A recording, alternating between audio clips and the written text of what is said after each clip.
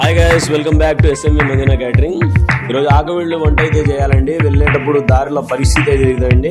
వర్షాల వలన దారి మార్చుకొని వెళ్ళే వరకు చాలా లేట్ అయిపోయిందండి వంట దగ్గరికి. చేయాల్సిన ఐటమ్స్ వచ్చేసి 60 కేజీల బిర్యానీ రైస్, దాల్చా, గోంగూర, పెరుగు చట్నీ, 50 కేజీల మటన్, 50 కేజీల చికెన్ ఫ్రై అయితే చేయాలండి.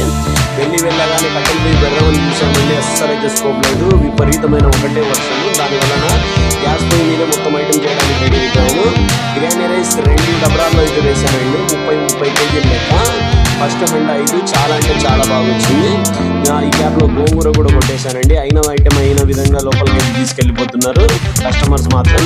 దీని తర్వాత చికెన్ పకోడీ అయితే కలిపేశాను. చికెన్ పకోడీ స్టార్ట్ చేశాము. ఈ గ్యాప్లో మటన్ కర్రీ చేశాను. మటన్ కర్రీ క్లిప్ అయితే తీయలేదండి. గోంగూర, పెరుగు చట్నీ మొత్తం అయిపోయాయండి. దాల్చా కూడా అయిపోయింది. చికెన్ ఫ్రై అయితే స్టార్ట్ చేసాము. చాలా అంటే చాలా లేట్ ప్రాసెస్ అండి చికెన్ పకోడీ. అయిపోయే వరకు టైం మాత్రం నైట్ 8 అయింది. రిటర్న్ అయ్యేటప్పుడు రోడ్ల పరిస్థితి